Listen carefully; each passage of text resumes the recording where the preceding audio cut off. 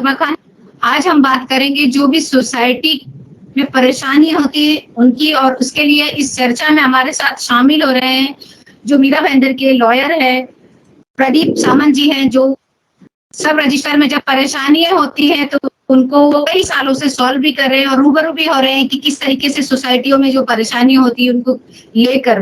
और हमारे साथ शामिल है सरिता नाई जी, जो कई सालों से इस मीरा भाईंदर की जमीन पर अपना जो एक वक्त दे रही है एक सोशल वर्कर की तरीके से, और इन सोसाइटियों में भी कई तरीके से वो जुड़ी हुई है और किस तरीके से आज जो सोसाइटियों के हाल है उसको लेकर सब रजिस्टर में। और हमारे साथ शामिल है एक खुद चंदन जो अवधूता जी है, जो उनकी खुद की परेशानी भी है पेशे से। वैसे तो वो स्टेट एजेंट का काम करते हैं, लेकिन आज हमारी इस चर्चा में हमने उनको भी शामिल किया है कि किस तरीके से परेशानियां बढ़ती जा रही है मीरा भाईंदर में। लेकिन इस चर्चा से पहले हम थोड़ा सा ध्यान देंगे कि आखिर सोसाइटियों में, जैसे जब हम गांव में रहते हैं या छोटी सिटियों में रहते हैं तो हम जाहिर सी बात है अपने अपने अलग घरों में रहते हैं, लेकिन जब हम एक मेट्रो सिटी बड़ी सिटी में रहते हैं तो कई सारे बिल्डिंग होती है जो उसमें कई सारे 20 से लेकर 200 फ्लैट्स तक होते हैं, और फ्लैट्स को किस तरीके से मैनेज करें, उसमें या पानी की जो सुविधा है, साफ सफाई की, इन सारी चीजों को लेकर मैनेजमेंट कैसे चले, इसके लिए कमेटी गठन की जाती है। और जब वो कमेटी काम करती है तो सारी सोसाइटी अच्छी जाती है, लेकिन जब वो सोसाइटी अच्छा काम करती है तब। लेकिन कभी कभी ऐसा होता है, या ज्यादातर अब ऐसा होने लगा है कि कमेटी जो होती है वो अपना दबाव प्रेशर बनाती है लोगों पर, गलत काम करने लगती है, कुछ पैसे के गबन को लेकर काम कर लेती है। तो इसके लिए एक सब रजिस्टर, जहां पर आप कह सके इंसाफ होता है, वहां पर एक ऐसी सरकार की तरफ से जगह बनती है जिसे जहां पर सब रजिस्टर बैठते हैं और वहां पर इन सारी परेशानियों के हल होते हैं। इनके लिए वहां पर जाया जाता है, लेकिन कई सालों से मीरा भाईंदर में जो ये परेशानियां हो रही है, जो सब रजिस्टर में जाकर लोग चक्कर पे चक्कर काट रहे हैं, उन सारी परेशानियों में कहीं ना कहीं कोई कमी हो जा रही है कि ये हल हो नहीं पा रहे। और कम से कम 6,000 से ज्यादा मीरा भाईंदर में अगर आप देखें सोसाइटी है, और इन सारी सोसाइटियों में से कम अभी जो अगर हमारे पास आंकड़े आए हैं तो 500 से 1,000 के बीच में केस अभी भी वहां पर चल रहे हैं। और इनको लेकर कितने जो सब रजिस्टर के अभी हाल ही में कई बवाल हो चुके हैं मीरा भाईंदर में, जो सब रजिस्टर ऑफिस से लेकर आप देखेंगे कि मीडिया तक। इस मीडिया को लेकर ही जैसे जो सवाल खड़े किए गए थे कि किस तरीके से लाइन से चले आ रहे, ऐसे परेशानी काफी दिनों से थी। हम इस बात करेंगे और चर्चा शुरू करते हैं। प्रदीप सावंत जी, जिस तरीके से सब रजिस्टर में जो इस पहले अभी सतीश देवकते जी थे उनका ट्रांसफर हो गया, और इससे पहले जो दिनेश चंदेल जी थे उनका भी ट्रांसफर हुआ था, और ऐसी प्रॉब्लम हुई थी और कुछ केस जो थे हाई कोर्ट तक गए। और अभी सतीश देवकते का 30 मार्च के दिन जो आपने इंटरव्यू दिया आपने, और जो सतनाम सिंह उनके साथ जो आपने इंटरव्यू दिया, उसके नेक्स्ट डे ही जो हमारे दोनों एमएलए हैं वो आते हैं और एक छापे की तरह जाते हैं, मतलब छापा मारने की तरह से अचानक से रजिस्ट्रार में चले जाते हैं, और उसके बाद से काफी बवंडर होता है, वहां पर बाहर के लोग भी मिल जाते हैं। तो इस तरह की जो परेशानी आई, और उसके बाद से कई मीडिया कर्मियों ने, चाहे वो प्रिंट मीडिया हो चाहे वो इलेक्ट्रॉनिक मीडिया, यूट्यूब पे मतलब सब दिखाया गया कि किस तरीके से क्या हो रहा है रजिस्ट्रार में। और उसके बाद अचानक से 2 महीने या 1.5 महीने ही बोलेंगे, क्योंकि लगभग 10 से 15 दिन हो चुके हैं सतीश देवकते को यहाँ से जो सब रजिस्टर थे गए हुए। तो ये बताइए कि क्या ट्रांसफर निकाल है, सोल्यूशन है क्या? कुठलाही अधिकारी काम करत नाही म्हणून त्याची ट्रान्सफर करणं हे काय त्याच्याकरता परमनंट सोल्युशन नाहीये. सतीश देवकते यांची ट्रान्सफर ड्यू होती आधीपासूनच. 2 वर्षाच्या वरती कुठलाही अधिकारी एकाच ठिकाणी काम करू शकत नाही. देवकते साहेबांना आता 3 वर्षापेक्षा अधिक वेळ झाला होता. त्यांची ट्रान्सफर का झाली नाही हा एक प्रश्न होता. आम्ही अनेक वेळेला वरिष्ठांना विचारलं होतं की याची ट्रान्सफर का होत नाही. काही स्पष्ट उत्तर मिळत नव्हतं. पण मीरा भाईंदर हे एक कमाऊ असं कुरण आहे, म्हणजे इथून खूप पैसा वरपर्यंत पोहोचू शकतो. याच्याकरता मग अशा अधिकाऱ्यांना तिथेच ठेवण्याची काही गोष्टी लोक मुद्दाम प्रयत्न करतात. मध्यंतरी आपलं सरकार डळमळीत होतं, शासन बदली झालं, मुख्यमंत्री बदलले, त्याचा बराचसा फायदा या अधिकाऱ्यांनी घेतला आणि मग आपली खुर्ची आणखीन मजबूत कशी होईल त्याच्याकरता वारंवार सतीश देवकते सुद्धा वारंवार मंत्रालयामध्ये येरझाऱ्या घालत होते, त्याच्याकरता बोलणी करत होते आणि कसं जास्तीत जास्त वेळ या खुर्चीमध्ये काढता येईल याचा प्रयत्न होता. ते गेले ते बरंच झालं. लोकांचा खूप रोष होता, राग होता. आता कुठेतरी लोकांना हायसं वाटतंय. अपेक्षा आहे की नवीन अधिकाऱ्यांनी चांगलं काम करावं, प्रामाणिकपणे काम करावं, जे जुनी तुंबलेली कामं आहेत ती पूर्ण करावी आणि त्याचबरोबर जो राजकीय दबाव या अधिकाऱ्यांवरती येतो आणि त्याच्यामुळे चुकीचे निर्णय होतात.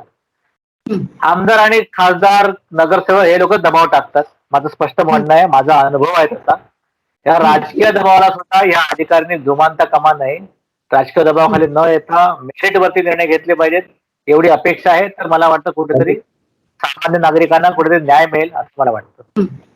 नहीं, जो एमएलए जो हमारे विधायक होते हैं, क्या सब रजिस्ट्रार को धमकी दे सकते हैं क्या? जिस तरीके से एक वर्ड में यूज करूंगी, क्या सब स्क्रिप्टेड था इस तरीके से ट्रांसफर करने के लिए? मतलब आप कैसे जा सकते हैं? जैसे एक दंपति थे, 2020 की बात है, जब कोरोना काल चल रहा था, तो एक कपल थे, उनके ऊपर एफआईआर हो गई थी क्योंकि वो लोग 8 साल से धक्के खा रहे थे रजिस्ट्रार ऑफिस के, और इस तरीके से परेशानी में वो अजूनही धक्के खातायत ते, अजूनही ते वणवण भटकतायत, अजूनही त्यांना न्याय मिळाला नाहीये. आताही त्यांच्यावरती तो एक खोटा एफआयआर त्यांच्यावरती आजही आहे. कोर्टामध्ये केस अजूनही प्रलंबित आहेत. त्यांना दर तारखेला तिकडे जावं लागतं, वारंवार मंत्रालयात जावं लागतं. अजूनही त्यांना न्याय मिळालेला नाहीये.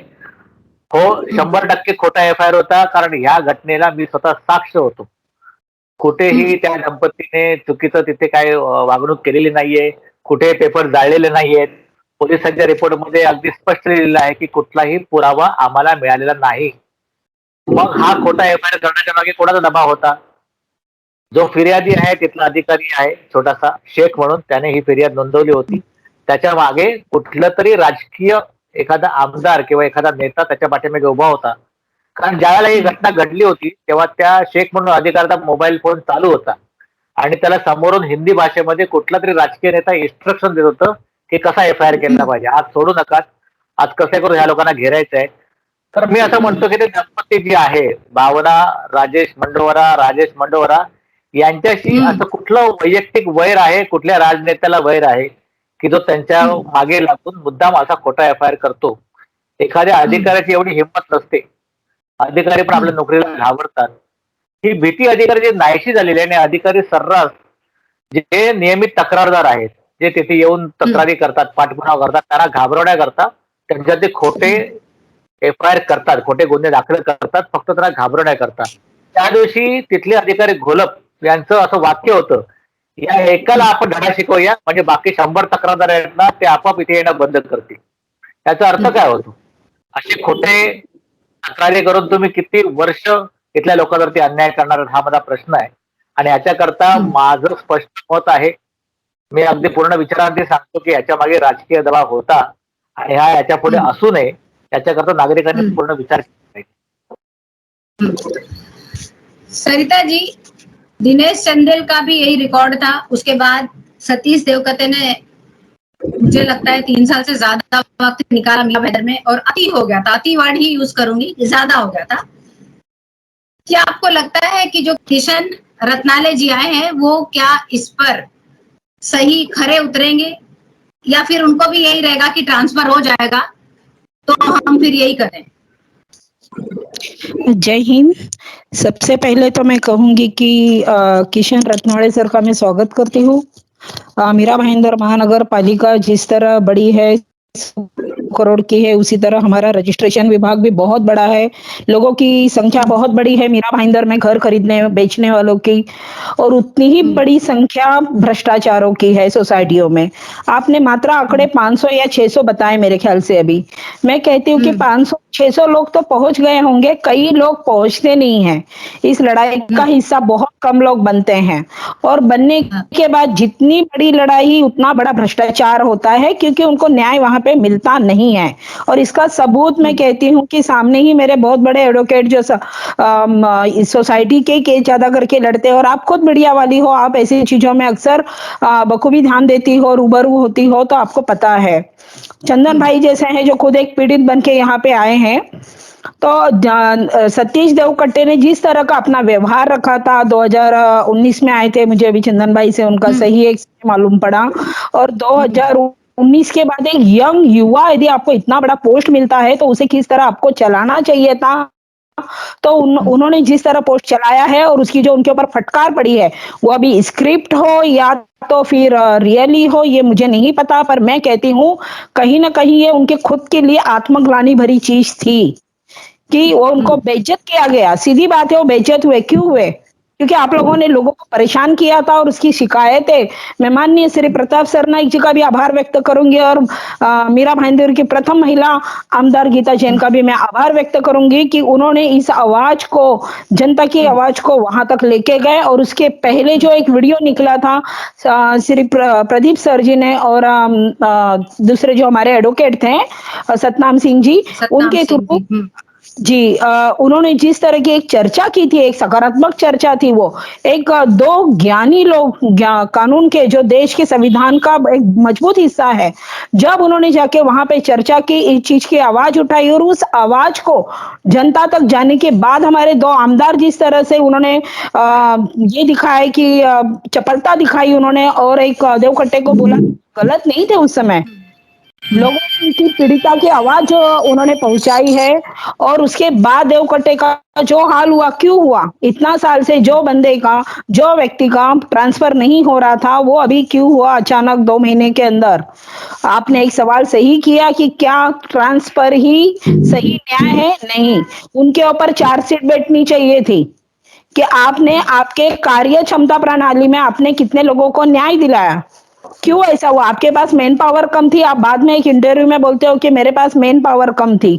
मैन पावर यदि आपके पास कम थी तो आपने आपके ऊपर इस चीज का लेके कितना आपने एप्लीकेशन दिया कि मुझे मैन पावर बढ़ाई है, या आपके काम का बोझा है उसको कम करने के लिए आपने खुद ने क्या किया? बस आपने सेटलमेंट किया, अंडर टेबल किया, अपर टेबल किया, मुझे नहीं पता, पर कुछ ना कुछ तो मिली भगत रहती है, बिना मिली भगत की ये बात नहीं होती है। और आज उसका सबूत ये है कि देवकट्टे की जगह पे आज मिस्टर किशन जी यहाँ पे आए हैं, जिम्मेदारी संभाले हैं, और जिस तरह लोगों ने देवकट्टे जी को भेजा है या सरकार ने भेजा या तबादला किया है, तो इस चीज से सबक लेके श्री किशन जी को, मुझे लगता है रत्नाड़ी साहब अपनी कार्य क्षमता को बखूबी ईमानदारी से जनता के हित के लिए काम करके और पीड़ितों की जो पीड़ा है उसे समझ के यदि काम आगे ले जाते हैं तो हमारे विश्वास पे वो कहीं ना कहीं खरे उतरेंगे। हाँ चंदन जी, मुझे आप ये बताइए कि आप जो आपकी सोसाइटी में परेशानी हो रही है वो किस तरह से आप उसको फेस कर रहे हैं और कितना टाइम हो गया है आपकी ये जो उलझनों को लेकर आप गए जब सब रजिस्ट्रार में? मैं पिल हाइट कोऑपरेटिव हाउसिंग सोसाइटी का रहवासी हूँ। पिछले लगभग 2017 से सोसाइटी की जो परेशानियां हैं हम लोग झेल रहे हैं। पहले जब मैंने स्टार्ट किया था, सोसाइटी के जो प्रॉब्लम्स हैं, सोसाइटी के जो पदाधिकारी जो रहते हैं, सेक्रेटरी हैं, चेयरमैन हैं, ट्रेजरर है, तो ये पदाधिकारी अपने आप को सोचते हैं बिल्डिंग के मालिक हो गए, तो इनको लगता है ये जो डिसीजन लेंगे, ये जो बात करेंगे, इनका जो रूल्स एंड रेगुलेशन चलेगा। सोसाइटी कोऑपरेटिव हाउसिंग हमारे साथ नरेंद्र बम्बावानी जी ज्वाइन हो चुके हैं और ये थाने पालघर से आम आदमी पार्टी के संगठन मंत्री है। स्वागत है सर आपका। जय हिंद सर। नमस्ते मैडम। हाँ बोलिए बोलिए आप। तो जैसे कि सोसाइटी में काफी सारे 2017 से मैं प्रॉब्लम फेस कर रहा हूँ पिल हाइट कोऑपरेटिव हाउसिंग सोसाइटी के। तो यहाँ पे सोसाइटी के कुछ पदाधिकारी है जो अपने आप को जो है रजिस्टर में गए, तो आपको कितने वर्ष हो चुके हैं वहाँ के सब आप लेके गए हुए? लगभग 2017 से मैडम मैं लगा हूँ। 2017 से मतलब अब 2023 हो गया, 6 साल हो गए मैम। 6 साल हो गए आपको। 6 साल से जो है मैं अपनी काफी सारे, अब लेटर्स की मैं बात करूं तो मेरे पास 3-4 फाइलें हो गई हैं। इतनी सारे लेटर मैं जमा कर चुका हूं सोसाइटी रजिस्ट्रार में, उप रजिस्ट्रार में। तो कैसा है कि सोसाइटी में जिस तरह से 2017 से लेके 2023 हो गए, 6 साल से हम लड़ाई कर रहे हैं। अब रिलेटिव वाला एग्जाम्पल दे सकता हूँ मैं। जिस तरह से जो है अभी मंथ ऑफ अक्टूबर में इलेक्शन किया गया था रिया मानकर के थ्रू। तो एडवोकेट रिया मानकर जो है उन्होंने हमारे सोसाइटी में इलेक्शन कराया, जिसमें एडवोकेट रिया मानकर को खुद को नहीं पता था कि क्या रूल्स है, क्या रेगुलेशंस है। तो मेरा यही कंप्लेंट है, जैसे जो हमारे पूर्व डिप्टी रजिस्ट्रार सतीश देवकते, तो उन्होंने जब रिया मानकर को अपॉइंट किया एज ए इलेक्शन ऑफिसर, तो डिप्टी रजिस्ट्रार को इलेक्शन ऑफिसर इलेक्ट हो रहा है, उसे सब जानकारी होनी चाहिए सोसाइटी के रूल्स एंड रेगुलेशंस के बारे में। अब हमारे यहाँ पे जब इलेक्शन ऑफिसर आया एडवोकेट रिया मानकर, आने के बाद उन्होंने ऐसे ऐसे कैंडिडेट को इलेक्ट किया जिसके ऊपर उन्होंने ऑब्जेक्शन लिया, जिसके ऊपर कोई कार्रवाई नहीं। जाति प्रमाण पत्र यूपी स्टेट का जो है उसके ऊपर उनको रिजल्ट वाला दिया गया। 3 बच्चे होते हुए भी परमिशन दी गई। और यहाँ पे ऐसे कैंडिडेट जिनके ऊपर 75 फाइल लगा हुआ है, 75 फाइल लगा हुआ है, जो इलेक्शन 5 साल के लिए लड़ नहीं सकता, उन्होंने उनकी वाइफ को जो है लड़ने के लिए मौका दिया गया है। तो इसके अगेंस्ट में हमने काफी रिटर्न एप्लीकेशन दिए, रिया मानकर को दिए, को दिए, लेकिन कहीं कोई भी रेस्पॉन्स नहीं मिला। मैम भंबानी जी, हेलो भंबानी जी, सुन रहे हैं आप? हाँ, सुन रहा हूँ मैडम। सतीश देवकते का ट्रांसफर, उससे पहले दिनेश चंदेल जी का ट्रांसफर। हाँ, अभी कौन आए मैडम? किशन रतलाने जी आए हैं। आप ये बताइए, पहले भी करप्शन कम हुआ नहीं रजिस्ट्रार से, और अभी भी सतीश देवकते ने भी वही किया और अति किया।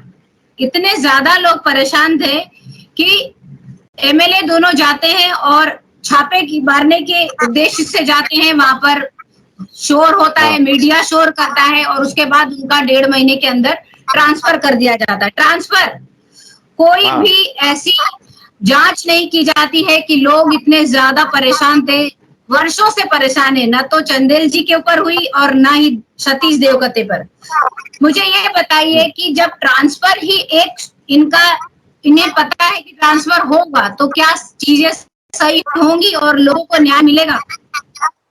नहीं मैडम, क्या होता है यहाँ पे जो ट्रांसफर होती है ना, तो भ्रष्टाचार की जगह बदल जाती है और भ्रष्टाचार करने वाले खाली लोग बदलते हैं, बाकी कुछ नहीं बदलता। चाहे चांदेल जी हो या देवकट्टे जी हो और जो नए आए हैं वो हो, ये कुछ बदलने वाला नहीं है। राइट फ्रॉम फॉर्मेशन में इनका रेट फिक्स है कि कितना फॉर्मेशन में पर मेंबर कितना लेने का। फिर झगड़े हो गए मेंबर में, किसी ने कंप्लेंट की, तो ये लोग देखते हैं कि कौन सा मेंबर सही है, गलत तो देखते ही नहीं कभी ये लोग देखते हैं कि कौन सा मेंबर हमको पैसा दे रहा है, बस कितना पैसा दे रहा है, जो ज्यादा पैसा देगा उसके साथ हम नीलाम होंगे। ये इनका सीधा सीधा रूल है। एक कोई कानून को नहीं मानते लोग। आप उनसे झगड़ा करो, गालियां दो, कुछ फर्क नहीं पड़ता है इनको। मैं सब कर चुका हूँ। ये लोग एक्स पार्टी ऑर्डर निकाल देंगे, नोटिस नहीं देंगे, कुछ भी कर सकते हैं। कोई कंप्लेंट पड़ी होगी, आप पैसा नहीं खिलाओगे तो 6-6 साल तक वो पैसा पड़ा रहेगा, मैं कंप्लेंट पड़ा रहेगा। और अगर सामने वाला पैसा खिलाएगा तो 3 दिन के अंदर ऑर्डर निकलेगा।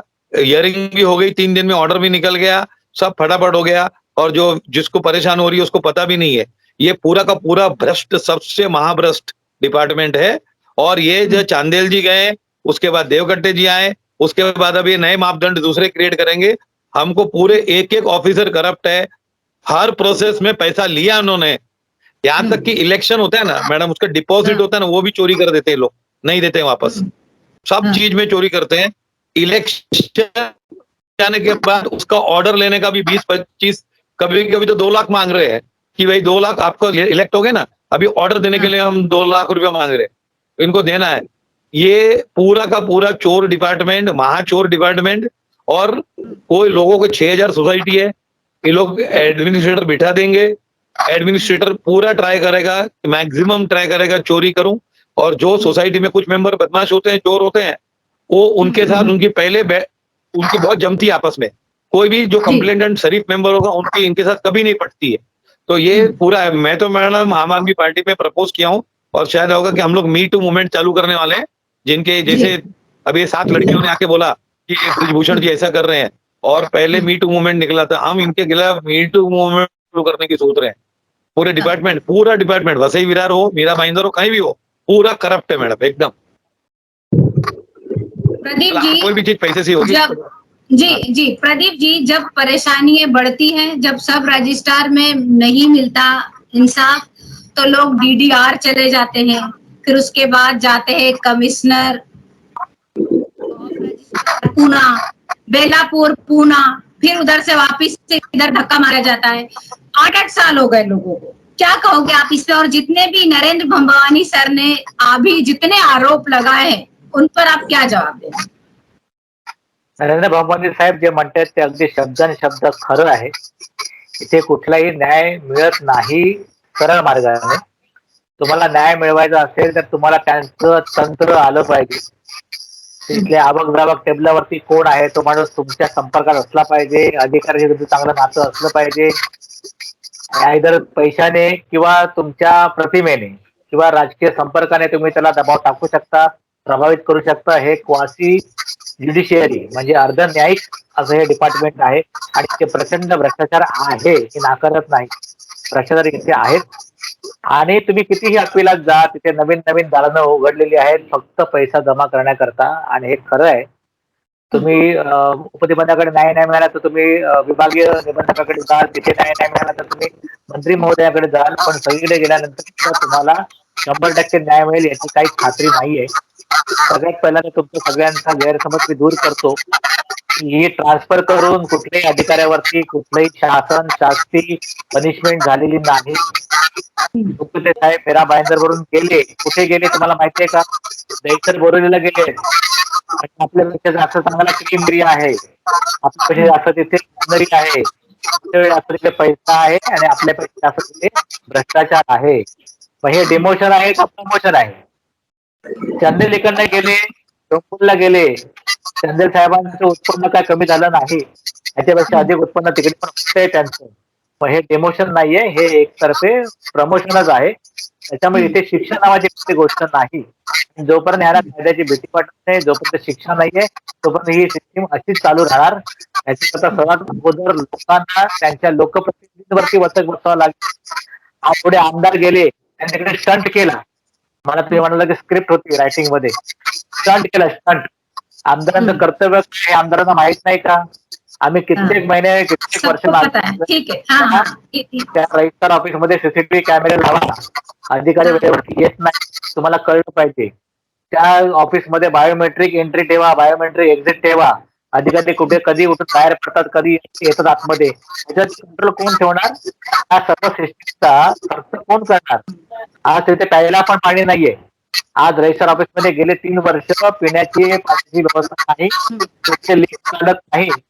हा खर्च कोण करणार? आमदाराने लक्ष द्यायचं नाही का? आमदाराकडे फंड असतो ना, तो अधिकारी खर्च करत नाही. हा फंड शासनाने दिला पाहिजे आणि शासनामध्ये आमदारांनी मागणी केली पाहिजे. आमदाराकडे वैयक्तिक फंड नसते. साधा छोटासा सीसीटीव्ही लावणं, बायोमेट्रिक मशीन बसवणं, बसत राहील. ते ह्या आमदारांना करायचं नाही. तिकडे जाऊन फक्त स्टंड करतात की आत्ताच्या आत्ता ऑर्डर बदली करून द्या. आमची ऑर्डर बदली होते का कुठली? कायद्याच्या विरोधामध्ये धमकी देत आहेत ना. कुठलाही अधिकारी एकदा त्याने सही केली आदेशावर की तो अधिकारी स्वतःहून स्वतःचा आदेश मागे घेऊ शकत नाही, करू शकत नाही. आमदार त्याशी काय म्हणाले वेळेवरती, कधी तो आदेश बदली करू असं होत नाही ना. त्याच्या प्रोव्हिजन ऍक्टला गेलं पाहिजे. हे फक्त धमक्या देऊन फक्त लोकांची मनं जिंकणं मत समोर आहेत. आता पुढे इलेक्शन आहे, तेवढ्या पुढे स्टंट होते. नंतर आपल्याला काय केलं सिस्टीम करता? हे खूप प्रश्न आहेत विचारले गेले तर आपल्याकडे वेळ नसतो चर्चेला, पण खूप प्रश्न आहेत. त्याच्यावरती लोकांचे प्रतिनिधी म्हणून आमदारांनी वचक ठेवलं पाहिजे. जो भ्रष्टाचार झालेला आहे ना, अधिकाऱ्यांना घाबरवायचं आणि स्वतःच्या काही फाईल्स फक्त मोकळ्या करून घ्यायच्या. हा स्टंट आहे. सर्व नेते आपापल्या स्वार्थाकरता आपापल्या करून घेण्याकरता फक्त अधिकाऱ्यांना घाबरवतात. हे अधिकारी आमदारांच्या घरी रोज संध्याकाळी हजेरी लावतात. त्या अधिकाऱ्यांचं काम आहे का? मग कुठे कुठेतरी पाणी मुरत आहे, या अधिकाऱ्यांचं त्यांना सपोर्ट आहे कुठेतरी, आणि त्याच्यामुळे हा भ्रष्टाचार आहे. लोकांना दाखवण्यापुरता फक्त स्टंट असतो की आम्ही अधिकाऱ्यांना दम दिला, आम्ही जेलमध्ये टाकू. कुठे जेलमध्ये टाकलं? आम्ही जेलमध्ये टाकू. किती प्रकरण आहेत, कधी जेलमध्ये टाकणार तुम्ही त्यांना? कुठल्याही अधिकारी जेलमध्ये टाकू शकत नाही. आहे लोकांचं फक्त बिस्किट लोकांना करते. जी जी, एक सोशल वर्कर होने के तरीके काफी मीरा भाईंदर में लोग काम कर रहे हैं सोशल वर्कर का, लेकिन ये बताइए कि एक समाज सेविका या समाज सेवक के इस तरह के जो भ्रष्टाचार जब होते हैं तो वो उनका कितना हाथ अंदर होना चाहिए कि ये सारी चीजों को हम खत्म करें, और किस तरह का एक इस तरह से एक वो आप कहेंगे एग्जाम्पल सेट करें, और कि हम हैं इसलिए कि लोग परेशान नहीं हो, क्योंकि ये मुद्दा छोटा मोटा नहीं है। लोग 8 साल हो गए, 9 साल हो गए और लोग परेशान है, अपनी सोसाइटी में आजादी से रह नहीं सकते, उसके लिए लड़ रहे हैं। सरिता जी बोलिए।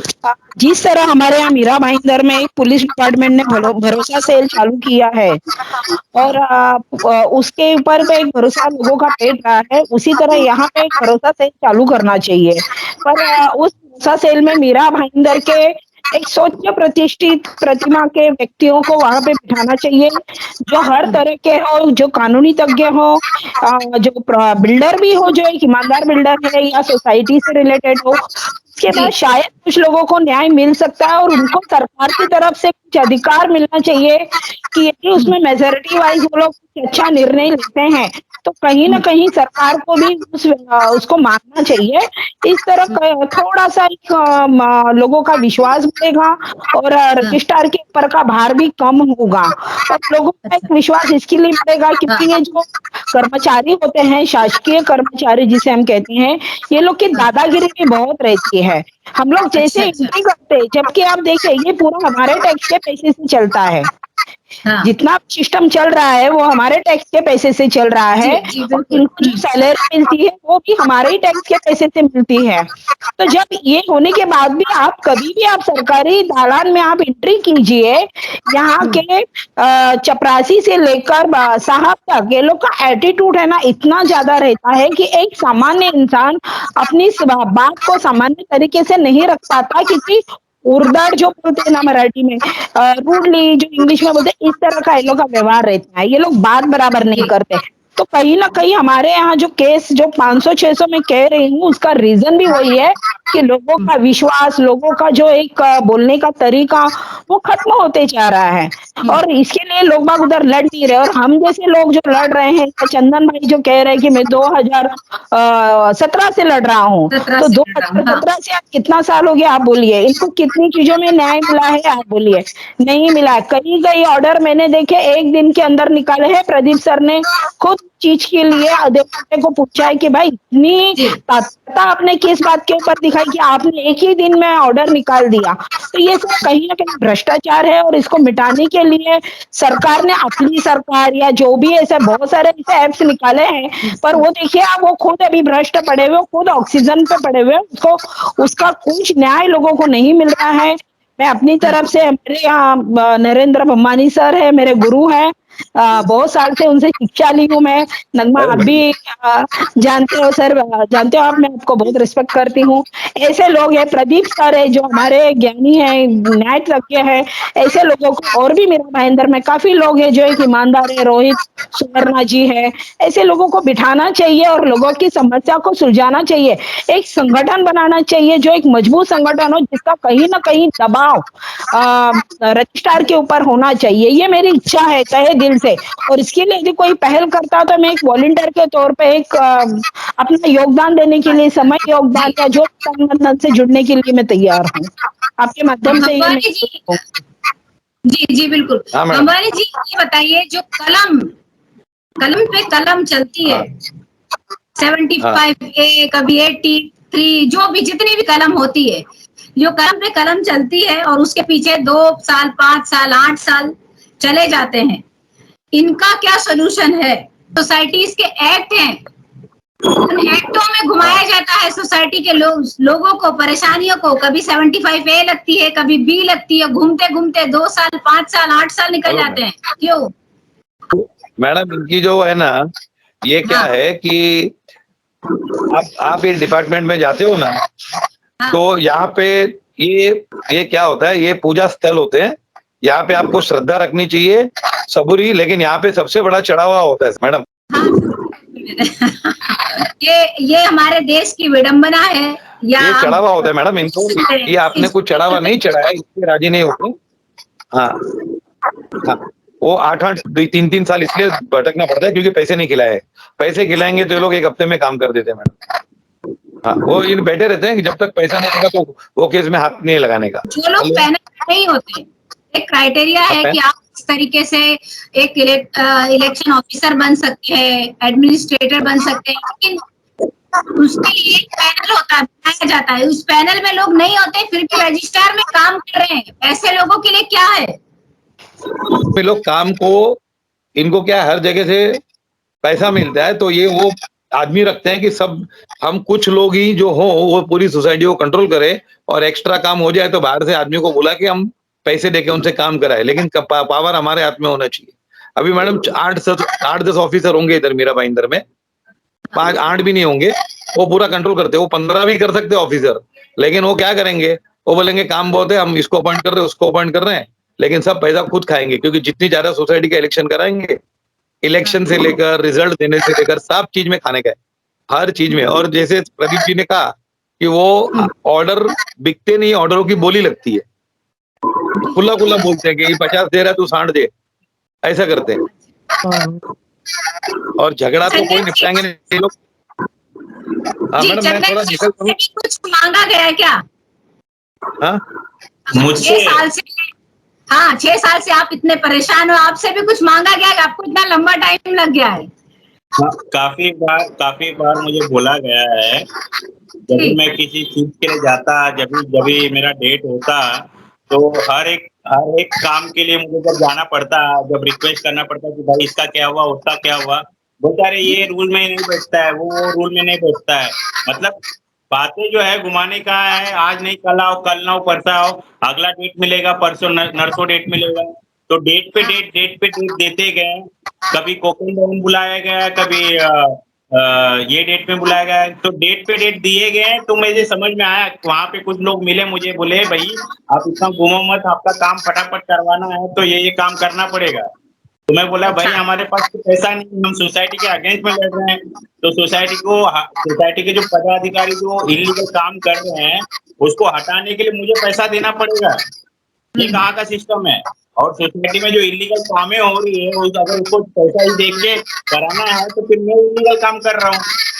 हाँ, और यही चीज जब रजिस्ट्रार के पास सोसाइटी के पदाधिकारी जाते हैं प्राधिकृत मंडल अपॉइंट करने के लिए, एक ही दिन में एप्लीकेशन जाता है, एक ही दिन में ऑर्डर पास हो जाता है और एक ही दिन में मंडल बैठ भी जाता है। आप बताइए, हम कैसे साल महीना 2-2 साल मैंने घूमते पेपर लेके, और जब दूसरा वहां पे पदाधिकारी बैठा है, वो प्राधिकृत मंडल बिताता है, एक ही दिन में एप्लीकेशन, एक ही दिन में नोटिस और एक ही दिन में अप्रूवल भी हो जाता है मंडल का। ऐसा होता है काम। जी जी, जिस तरह से सरिता जी ने कहा कि हम कुछ इस तरीके से कोई एक संस्था बने जो इन पर प्रेशर डाल सके, और प्रदीप जी ने माना कि लोगों को अवेयर करने की जरूरत है। वहीं पर नरेंद्र भंवानी सर ने बोला कि इनको मतलब इन लोग इतना ज्यादा करप्टेड हो गए हैं कि उनका मतलब पूरी तरह से पर्दाफाश करना पड़ेगा। इस तरह की सारी बातें आ रही है। आप सभी मेहमानों का बहुत बहुत शुक्रिया, और इतना ज्यादा इन्फॉर्मेशन आज मुझे मिली, और मैं खुश हूँ कि ऑडियंस को, हमारे जो भी मीरा भाईंदर की जनता है इन सारी चीजों से सफर कर रही है, उनको थोड़ी सी भी अगर हमारे इस प्रोग्राम से, हमारी इस चर्चा से जानकारी मिलती है तो ये बहुत हमारे लिए सही बात है। और रूबरू इस मुद्दे पर, इस विषय पर फिर से वापस आएगा, और किस तरीके से आगे अभी जो हमारे नए सब रजिस्ट्रार आए हैं, किशन रत्नालय जी, वो काम करते हैं। शायद हमारे इस प्रोग्राम से तो उनको ये लगे कि लोग कितना सफर कर चुके हैं, और मैं अच्छे के लिए यहाँ पर लाया गया, और हम उम्मीद भी करते हैं, हमेशा हमें उम्मीद भी सही की करनी चाहिए। आखिरी में मैं यही कहूँगा कि एक लाइन में, प्रदीप जी, एक लाइन में क्या आखिरी? मी नेहमी सकारात्मक विचार करतो. नवीन अधिकारी आहेत किशन रत्नाळे, मी त्यांना 3 वेळा भेटलोय. खूप छान अधिकारी आहेत, समजून घेतात. कमीत कमी अगोदरच्या अधिकाऱ्यापेक्षा जास्त त्यांना कलम आणि नियम त्यांना समजतात. त्याच्यामुळे त्यांच्याकडे आपल्याला मुद्दे मांडायला काही हरकत नाही. त्यांनी माझे मुद्दे आजपर्यंत मागच्या 3 दिवसात जेवढे ऐकून घेतले त्याच्यावरती त्यांनी अंमलबजावणी सुरू केलेली आहे. स्वतः विभागीय सहनिबंधक अपरा घोळकर साहेबांनी मला फोन करून सांगितलेले आहे की तुम्ही यांच्या संपर्कात राहा आणि मीरा भाईंदर शहरामध्ये जेवढं चांगलं वातावरण निर्माण करता येईल आणि न्याय देता येईल तेवढा आम्ही प्रयत्न करू.